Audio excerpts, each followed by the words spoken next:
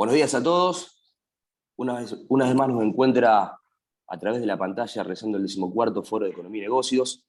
Las últimas tres ediciones fueron pantalla de por medio. Esta es la última, esa es la buena noticia. Es el último evento que estamos haciendo en carácter virtual. Ya a partir de la semana que viene volvemos a recibirlos a todos. Estamos en la fundación con el equipo, Daniel, Lucía, Joshua, Garrett, que va a conducir la jornada, que va a terminar allá por las 2 de la tarde con mi... pero bueno, nada, de nuestra parte solamente agradecerles el apoyo a las empresas, que más allá de que en esos 34 años nos hayan acompañado siempre, en estos últimos 3 años, y con el edificio en obras y pandemia de por medio, nunca nos han dejado de apoyar. Así que a ellos muchas gracias, a todos ustedes por estar participando de este 14º foro. Así que Garrett, dejo todo en tus manos y adelante nomás. Muchas gracias, Víctor. Lo teníamos recién a Víctor Pusterla, el director de fundraising de Fundación Libertad. Y estamos dando comienzo, como bien decía Víctor, al 14º Foro de Economía y Negocios de Fundación Libertad, la versión 2022, Encuentro de Líderes Empresarios, en la que va a ser la última edición ya en formato virtual, porque la presencialidad, por suerte, va retornando en todos los niveles, en todas las actividades, ya con el edificio Faro de Fundación Libertad, que inauguramos hace muy poquitas semanas. Así que, ¿qué decirles? Ustedes ya saben, tenemos un programa con un montón de nombres notables, los decimos ahí en el orden que van a estar exponiendo. Tenemos al doctor Julián de Diego, a Damián Tabacman, a Marcelo Elizondo, a Jorge Forí, a César Litvin, a Martín Tetaz, a Mariel Fornoni, a José Álvarez Barra, ya saben ustedes, @bumpercrop, y a Miguel Ángel Brod. Así que tenemos una jornada repleta de actividad. Vamos a estar arrancando ahora con el doctor Julián de Diego, que ya está aquí presente con nosotros. Él es titular de Diego y Asociados, líder en asesoramiento laboral empresario, con una destacadísima actuación en el logro de resonantes éxitos en lo que tiene que ver con el trabajo jurídico, pero también con una destacadísima participación académica y de divulgación científica. Vamos a estar una media hora básicamente con el doctor de Diego. Siéntanse libres ya de ir utilizando si quieren la ventana del chat para que en los minutos que nos queden podamos tomar una serie de preguntas y compartirlas con el doctor de Diego. Así que es un placer, doctor de Diego. Tenemos a Julián de Diego ya aquí conectado con nosotros como para empezar a desandar esta jornada. Julián. Hola, ¿cómo les va? Buenos días a todos. Muchas gracias a la Fundación y a las autoridades de la Fundación y a los organizadores por la invitación. Así que estoy a disposición para cuando ustedes digan, para comenzar una charla sobre el tema laboral y plantear un poco cómo es el escenario que estamos viviendo. Cuando usted disponga, doctor de Diego. Bueno, voy a tratar de hacer primero una síntesis de cuál es el escenario actual, que como estamos bombardeados por la prensa, por un montón de versiones y de estimaciones y de pronósticos y diagnósticos catastróficos, yo voy a plantear algo de positivo de lo que está ocurriendo. Positivo dentro de un escenario tempestuoso, ¿no? O sea, estamos en el medio de una enorme tormenta, donde cada uno con sus recursos se está tratando de navegar sin hundirse. Hay algunos que tienen un transatlántico, tienen un portaaviones, y otros que tienen un botecito, una chalupa, y cada uno en ese escenario trata de desarrollar su actividad. ¿Y ahí qué está ocurriendo? Hemos salido hace más o menos 1 año y medio de lo que se llamaba stagflation o estanflación, que era recesión más inflación. O sea, estábamos paralizados, una parte por la pandemia, otra parte por algunos acontecimientos que empezaron a llegar a la Argentina en forma tardía, pero llegaron sobre la guerra, y a las vicisitudes que está viviendo el mercado global, que tiene claramente un escenario donde se está volviendo a redistribuir geopolíticamente el planeta.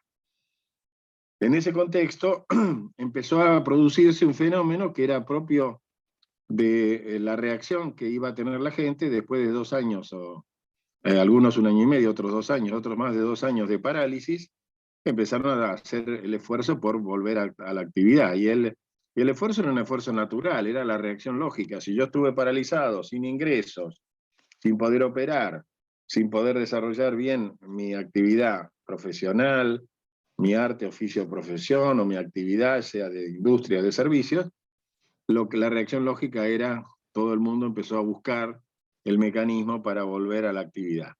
Y esa reacción, que no tuvo que ver con medidas económicas, sino con la reacción natural que podría tener la gente me refiero a quienes toman decisiones en cualquiera de los ámbitos, desde la empresa global, de la empresa internacional, hasta el pequeño comerciante, empezó a producirse la reacción de la reactivación. Una reactivación que fue muy interesante porque empezó a producirse primero la industria de la construcción. La industria de la construcción tiene el gran efecto de producir la reactivación de varias industrias, porque tiene todo lo que tiene que ver con la obra en sí mismo, pero todo con el equipamiento, con los hierros, con el cemento, con los revestimientos, con la pintura, la albañilería y todos los servicios que requiere la industria de la construcción, o sea que es una industria que activa industrias.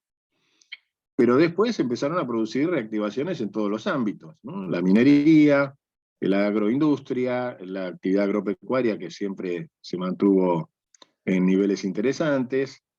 Las economías regionales empezaron a reaccionar porque tenían las posibilidades de exportar con valores atractivos. Empezaron a producirse operaciones importantes en actividades que habían quedado completamente relegadas, como la vinería, por ejemplo, de las provincias que son productoras de vinos. En la medida que hubiese mayor valor agregado, el efecto de esa economía era de mayor intensidad. Y hoy tenemos además 4 o 5 motores que están desarrollándose con gran intensidad y que en la Argentina, a pesar de que nosotros hacemos muchas críticas, nosotros tenemos un desarrollo que es destacable. Por supuesto, a la cabeza de todos estos desarrollos novedosos que están generando mucho atractivo está la informática, la robótica y todo lo que es la automación o la automatización de la industria. Y entonces ahí vamos entrando al proceso que tiene que ver con la Argentina. El hecho de que estemos en reactivación más inflación nos coloca en una situación de tensión, hoy la palabra tensión está de moda, una situación de tensión entre, por la derecha, puedo producir, puedo vender, puedo cobrar, puedo pagar, por la izquierda me atacan con los impuestos. Argentina es uno de los países más caros en impuestos que hay en el planeta, y me ataca la inflación, que es mucho más alta que la media de cualquier país, y estamos entre los 3 o 4 o 5 países con más alta inflación. Mal que está empezando a extenderse a todo el planeta, porque países como España, donde estuve hace poco, de 0,26% de deflación, han pasado al 10% de inflación anual, pero con algunos elementos que inciden sobre la economía en forma muy gravitante, como es que el combustible, por ejemplo, no aumentó el 10, aumentó el 20%, y así han aumentado algunos productos de primera necesidad que gravitan mucho sobre el bolsillo de los españoles. Entonces, volviendo a la Argentina, nosotros tenemos hoy un nivel de empleo muy bueno y creciente, con 4 o 5 falencias, con 4 o 5 patologías que tenemos que corregir. La primera es que todo el proceso que se vivió durante la parálisis de la pandemia, más el arrastre que veníamos llevando de que nuestro sistema educativo estaba con muchas deficiencias que todavía existen y que no han sido corregidas, hay muchos anuncios pero poca ejecución. Lo cierto es que se ha producido una brecha entre en el mercado, las necesidades que tiene el mercado de gente capacitada y entrenada para trabajar en las nuevas tecnologías, y el sistema educativo que coloca a las personas en el mercado sin darle las herramientas básicas para poder operar dentro de esas tecnologías. Por supuesto, tienen ventajas personales, toda aquella persona que tiene un buen conocimiento de sistemas, que tiene un buen conocimiento, es decir, que tiene alfabetización informática. Hoy hay que hablar de la alfabetización básica, clásica, de saber leer, escribir, sumar y restar, y la alfabetización informática, que significa estar familiarizado con la tecnología de los nuevos sistemas. Entonces, que les decía, tenemos varios mecanismos que hacen a la patología. El primero, la brecha educativa, que está generando algunas iniciativas interesantísimas, ¿no? Por ejemplo, en 3 zonas de villas de emergencia, está trabajando un instituto que es de bien público, es un instituto formado por gente joven, que da cursos rápidos y seminarios rápidos de informática. Seminarios que duran por especialidad 3 meses, 6 meses. En total están dando cursos que duran 1 año y medio, pero cada 3 meses la persona tiene un entrenamiento o capacitación en algo. Bueno, la mayoría de los chicos que están haciendo estos cursos de informática, aún sin terminar la secundaria, están consiguiendo trabajo. Este es un dato importante para tener en cuenta en dónde están los problemas educativos. Segundo tema de la patología de la Argentina son los planes sociales. Los planes sociales han generado 2 corrientes que son absolutamente patológicas. La primera es destruir la cultura del trabajo. Yo siempre cuento una anécdota medio tenebrosa, de que en una oportunidad yendo hacia Rosario antes de la pandemia y para una charla, me encontré con un bloqueo de puentes y de la autopista antes de llegar a Rosario, unos 30 kilómetros antes de llegar a Rosario, y me llamó la atención mucho que el bloqueo estaba hecho por varones que iban con cochecito de bebé con chicos en brazos, y no había mujeres. Claro, ellos cobraban los planes sociales y se quedaban en casa cuidando a los chicos, y las mujeres estaban trabajando en los talleres, en las fábricas, en el servicio doméstico, etc. Es decir, se está produciendo una división del trabajo hasta que confunde culturalmente a lo que es la tradición argentina. Los planes sociales han generado un agravante, que es que incentivan el trabajo en negro. Porque quien tiene un plan social y ya encontró una beta para trabajar en negro, yo siempre pongo como ejemplo todas las personas que están trabajando en la industria de la construcción, en las pequeñas refacciones, los pintores que pintan en las propiedades, los jardineros, los que hacen mantenimiento del hogar, electricistas.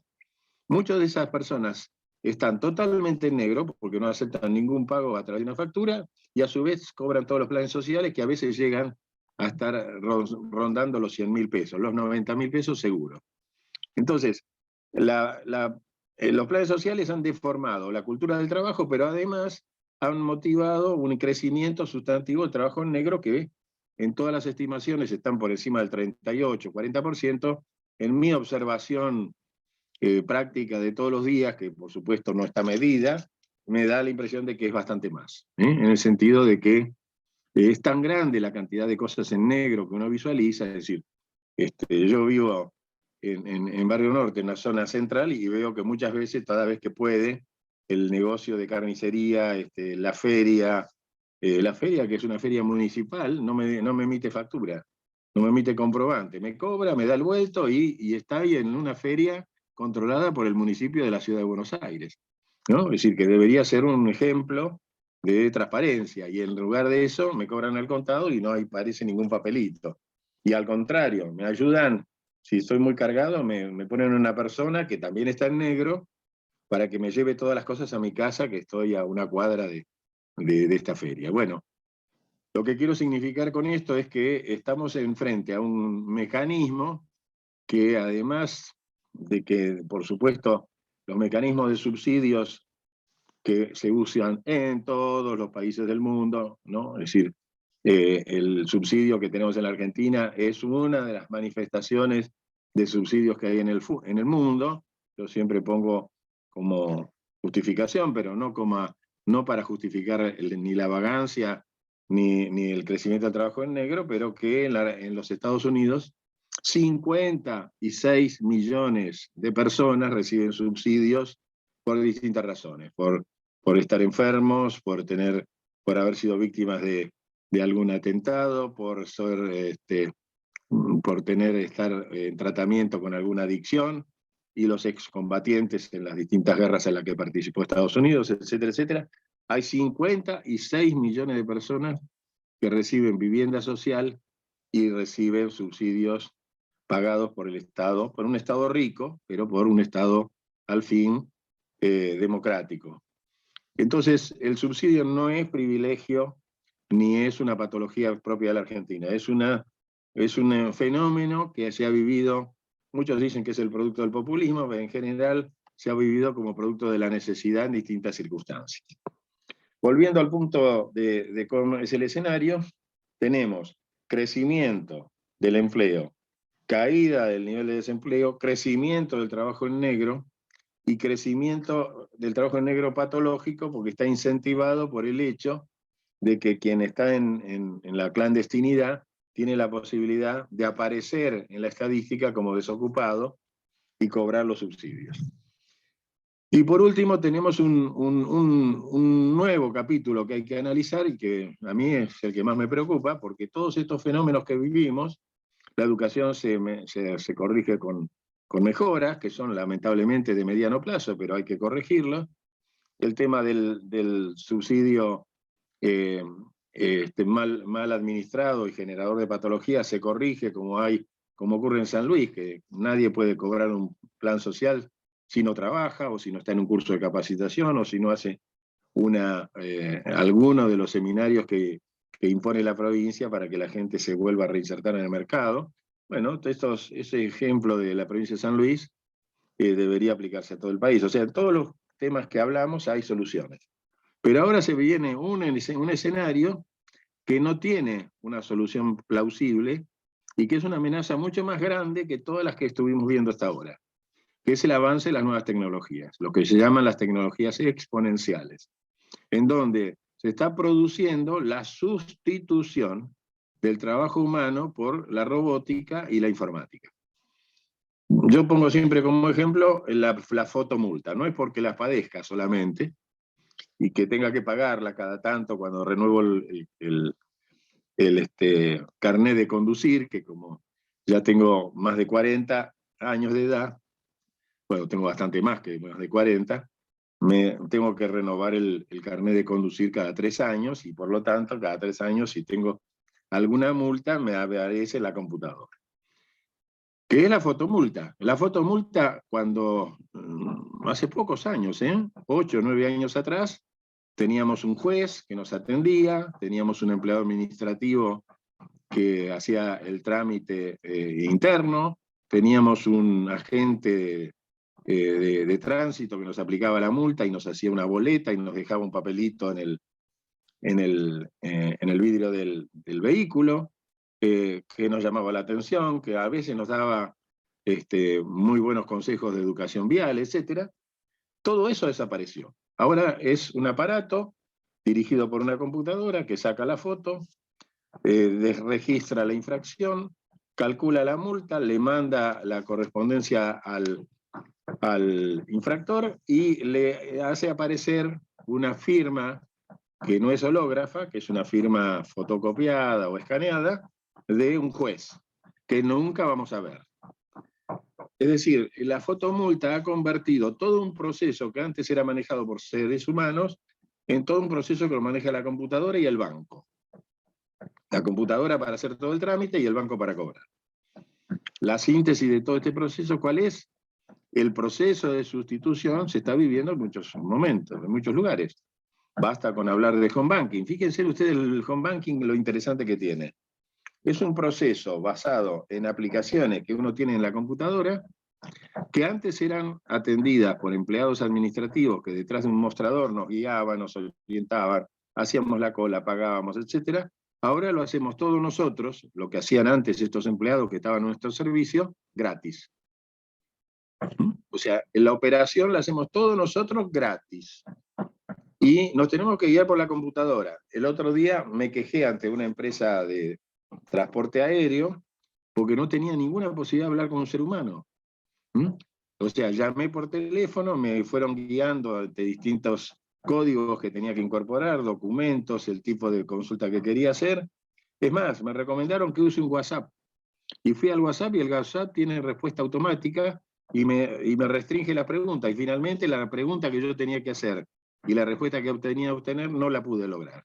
Y me quedé en el aire, ¿no? En Madrid, cuando yo estaba volviendo, se estaba disponiendo la creación de una ley nacional votada en el Parlamento, por la cual las personas que hacían consultas telefónicas no podían estar más de 3 minutos sin ser atendidas por un ser humano.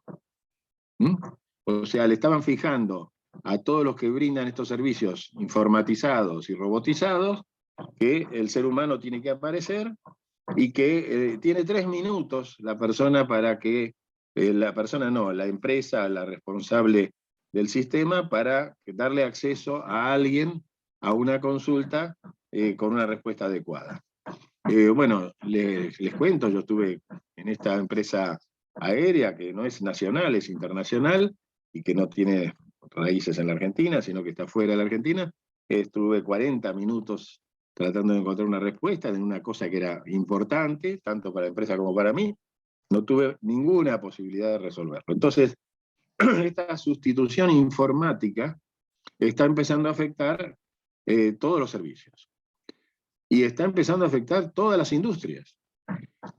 Cerca de Rosario hay una fábrica muy importante, General Motors, que en la fábrica de motores, que es una industria independiente de la de los automóviles, porque se fabrican motores que también se portan en forma autónoma, había 600 trabajadores. Hoy hay 30 especialistas en robótica, porque toda la fábrica está robotizada.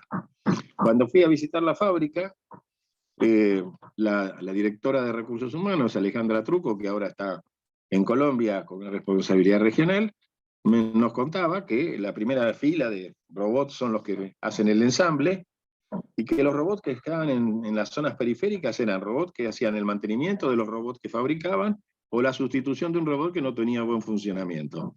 Y que los 30 personas que dirigían toda esa planta eran ingenieros, eran especialistas en robótica, eran especialistas en informática, y que inclusive podían hacer su tarea a distancia. O sea, ni siquiera era necesario que estuviesen dentro de la planta, porque al robot se lo dirige por internet, se lo dirige por vía inalámbrica. El proceso de sustitución en algunos países es fenomenal. El más importante que está viviendo este proceso es Estados Unidos, que está fomentando el empleo en actividades turísticas, en actividades de servicios personalizados, pero que tiene por el otro lado la fabricación industrial hasta de cosas que eran básicas, ¿no? Por ejemplo, la gastronomía se está industrializando de consumo masivo, y así todos los demás productos. Los productos orgánicos que están tan de moda hoy en los Estados Unidos, que no se cultivan sin pesticidas y demás, el cultivo, la cosecha, el embalaje y la distribución está robotizado. O sea, el proceso de robotización nos va sustituyendo y va empezando a exterminar profesiones. Por supuesto, están comprometidos los abogados, los escribanos en primer lugar, porque todas estas cosas se van a certificar en la nube y no va a ser necesario un escribano. Si el escribano todavía tiene algunas funciones en Argentina, pero ya en países anglosajones la escribanía ha desaparecido. Los abogados van a estar muy especializados en determinados temas. Yo cuando estuve hace unos 3 años en Stanford, me contaban que hay abogados especializados, por ejemplo, en derecho espacial, o en el derecho de los derechos que se van a generar cuando la Luna se empiece a colonizar, etc. O sea, están empezando a explorar alternativas nuevas, porque la vieja alternativa se está sustituyendo. Fíjense ustedes lo que pasa con el divorcio. Hoy el divorcio se puede tramitar ante un juzgado por internet y en forma automática. Entonces, antes había un juez que entrevistaba a las partes, que les fijaba una audiencia o 2 audiencias para tratar de amigar a los presuntos divorciados para ver si resolvían sus problemas, le ponían un psicólogo, le daban asistencia familiar. Hoy uno entra por internet, se inscribe, anota, arma el divorcio, prestan ambas partes conformidad y el divorcio se consolida prácticamente por vía informática. Entonces, ¿Qué quiero significar con todo esto? La tecnología va a empezar a crear en la Argentina, como está creando en todas partes del mundo, la consigna de que la computadora, que el sistema no tiene delegados, no se embaraza, no se enferma, es eficiente, no tiene ausentismo, no tiene reclamos gremiales, no tiene sindicato. ¿Mm? Y con eso se garantiza un nivel de eficacia, de eficiencia y de competitividad que empieza a hacer declinar la opción de tener un ser humano haciendo esas tareas. Y entonces, en la medida que se puedan reemplazar, se están reemplazando. A eso le tenemos que agregar un último desafío, y con eso voy sacando las conclusiones. El último desafío que hay, y es muy importante, es la inteligencia artificial. La inteligencia artificial es una aspiración, todavía no es un hecho. Por ahora, la mayoría de nuestras computadoras son algoritmos en donde el ser humano prevé cuáles son las bases, cuáles son las consecuencias y cuál es el resultado del algoritmo. En cambio, la inteligencia artificial presupone que el equipo, el sistema, emula, reemplaza la inteligencia humana, piensa como el ser humano con las mismas características, y después empieza todas las demás fantasías que uno ve en las películas de ciencia ficción, pero que nos han anticipado el futuro, ¿no? En el sentido de que la computadora, que el robot empieza a soñar, empieza a crear sus propias ideas, y finalmente que la máquina se revela frente a su creador, al hombre, porque la nueva versión de la esclavitud no se puede instrumentar a través del ser humano. ¿Mm? La nueva versión de la esclavitud es a través del esclavo mecánico, que no tiene derechos, que no es un sujeto de derecho, y que por lo tanto tiene que responder a los designios de lo que diga su propietario, su dueño, su mentor. Esta inteligencia artificial, que ya tiene algunos ensayos muy avanzados, sobre todo en Silicon Valley, en la zona oeste de los Estados Unidos, donde están centradas la mayoría de las empresas informáticas, y en la medida que esa inteligencia artificial aparezca, van a empezar a ser reemplazadas muchísimas funciones que ahora cumple el ser humano. Pongo un ejemplo. No es inteligencia artificial, pero está muy avanzado. En la Argentina, por ejemplo, nosotros tenemos una gran escasez de enfermeras, que en la Argentina además tiene un desarrollo académico importante, porque hoy la enfermería no solamente tiene educación terciaria, sino también tiene educación universitaria, y una enfermera se puede recibir de licenciada en su especialidad, con 4 años de estudio, y puede hacer estudios posteriores también de especialización. Con lo cual se le ha jerarquizado una profesión muy difícil, muy sufrida, y se la ha convertido en algo de mayor utilidad, de mayor acceso a la tecnología, etc.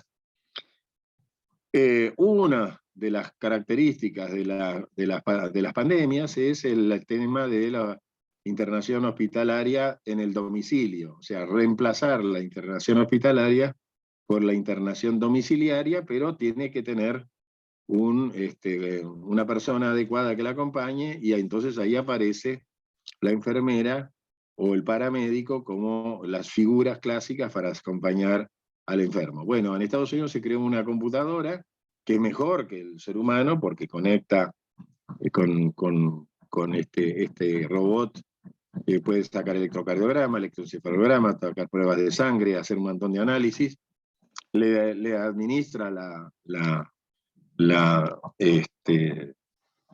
los productos y las medicamentos que estén dispuestos, y mantiene al enfermo conectado con un interlocutor para cualquier consulta. Entonces, hasta la internación domiciliaria, que podía haber sido una fuente de empleo muy significativa, está siendo reemplazada por un robot. Entonces, ¿cuál va a ser el resultado del escenario de los próximos días? Porque esto, si uno dice, bueno, esto va a pasar dentro de 5 años, no, esto va a pasar día a día en todo el mundo de las actividades, en la actividad bancaria, en la actividad financiera, en la empresa de servicios, en las aplicaciones, ya lo vemos con Uber, Cabify, con Globo, con Pídalo, y con todos estos mecanismos, en donde inclusive se está creando un régimen laboral paralelo, que trata de eludir, que trata de evitar la legislación laboral, que tiene un costo muy alto. Y por lo tanto los sustituye por estos mecanismos que hoy se están debatiendo en todo el mundo, si son relaciones de dependencia laborales encubiertas, si es un nuevo modelo de relaciones laborales, o si es un modelo de relaciones autónomas que tiene que tener garantías. En ese escenario, nuestra mayor amenaza contra el empleo no está dado ni por los planes de trabajo, ni por el trabajo en negro, ni por el incentivo a no tener, digamos, asumida la cultura del trabajo, sino que va a estar enfocada en la sustitución tecnológica. Que, como dije, es más eficiente, es más productiva, genera mayor competitividad y no tiene ninguno de los problemas que tiene hoy todo lo que significa la intervención humana en el trabajo o en los planes sociales. En los planes sociales y en la intervención humana en el trabajo, el mayor problema que hay para que un sistema funcione con eficiencia es el modelo sindical, que trata, reivindicando derechos de los trabajadores, hace medidas de fuerza cotidianas, todas las semanas tenemos medidas de fuerza, o los planes sociales que siguen cultivando la industria de la vagancia y de la cultura contra la ocupación y el empleo, y tiene grandes organizaciones financiadas indirecta o directamente por el Estado, que no contribuyen a mejorar las condiciones de trabajo y hacen que todo ese grupo social viva en condiciones verdaderamente miserables y de necesidad, salvo el grupo que yo llamo los de los vivos, de los astutos, que utilizando los planes sociales a su vez han montado en negro, en forma clandestina, una fuente de ingresos que no paga impuestos, que no paga cargas sociales y que está fuera de los controles de la economía. Con esto lo que planteo es un escenario tempestuoso, sin predecibilidad. Hemos perdido toda posibilidad de predecir qué va a pasar en el futuro. No tenemos fórmula para establecer hacia dónde vamos, porque el gobierno que rige los destinos de nuestro país está perdido, desorientado, no ha podido lograr en los 3 años que tiene casi de gestión consolidar un plan económico, tampoco se ha esforzado por tenerlo, y hoy estamos discutiendo con una nueva ministra de Educación, perdón, la nueva ministra de Economía, si va a haber cepos, si van a encarecer los viajes al exterior, es decir, todas cosas que no hacen a la esencia de un plan económico serio, que tiene que ver con racionalizar y mejorar la situación del gasto público, bajar el déficit, dejar de imprimir billetes a lo loco y convertir a la Argentina en un país que tiene hoy una gran oportunidad en el mundo, porque por la pandemia y ahora por la guerra, la Argentina es exportadora, puede generar divisas con las exportaciones, tiene que generar valor agregado en los productos que elabora para que el derrame de todo este proceso llegue hasta todos los integrantes de la comunidad en la Argentina. Sí.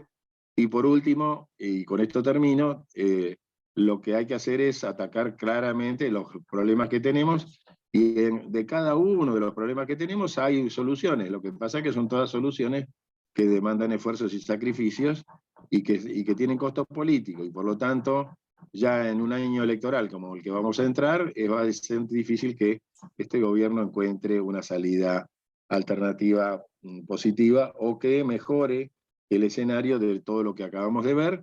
Mientras tanto, en un escenario de reactivación e inflación, va a seguir creciendo el empleo en blanco y en negro, y van a seguir creciendo todas estas patologías, de modo tal que cada vez se hace más difícil desconectarlas, que se hace más difícil discontinuar las patologías y volver a la plataforma, a la autopista de la legalidad.